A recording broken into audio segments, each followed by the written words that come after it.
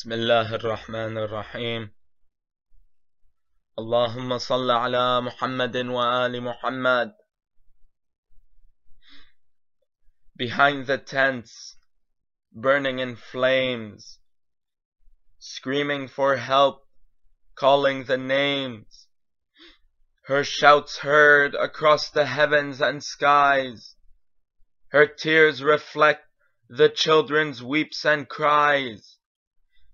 Bleeding drops from angel eyes it rains, staining the burning metal of her solid chains. Forced to walk away from her brother's open grave, treated even worse than an animal slave. Calling with her heart upon the mighty Lord, to curse the oppressors who shattered Muhammad's sword. Passing through Karbala's bleeding sand, by the slaughtered limb of Abbas's crippled hand. Walking in chains, by the representation of Haydar, weeping over her nephew, the courageous Al-Akbar. Over the dunes her tears start to bleed, for the youthful Qasim of Al-Hasan's breed, past the shattered arrow with the broken point, which shook the infant body of Abdullah's every joint, and now reaching the body of her martyred brother, covered in the heavenly tears of Fatima their mother. Through Ash-Shahid's every bleeding scar, she sees the screams of all of Ali's stars. O Yazid, La'natullah alayk, O you who carry the heads on spears, why must you strike down Al-Kubra's burning tears? Was it not enough she witnessed no one come to her father's defense, when the people ignored Allah's wali, and instead him they fought against?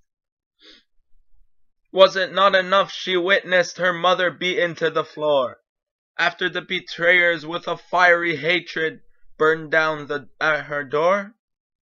Was it not enough she witnessed her brother Al-Mushtaba die of poison, despite being the holy Imam, God-loving and chosen? Nay, to the enemies it was never enough. Yet they didn't realize her personality, brave, faithful and tough. Even though they've slaughtered her brother Hussein the night, they failed to turn off Al-Karrar's bright light, a light which dims the fire of every comet's shine, a light which illuminates the way from Karbala to her shrine. Thus even when they were forced to walk underneath the torturous sun, she never let Umar ibn Sa'd La'natullah alayh have any fun. Upon entering the assembly of the cursed one Yazid, she never once gave in to his power and greed. Against the tyrants she stood noticeably tall.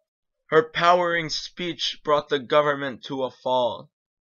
Respected by all, ins and jinn, she prevented the tyrants from an earth-shattering win.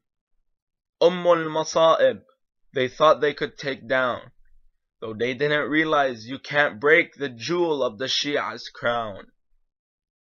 For indeed she's a lioness with an unbreakable soul. Spreading Hussein's message, she had accomplished her goal.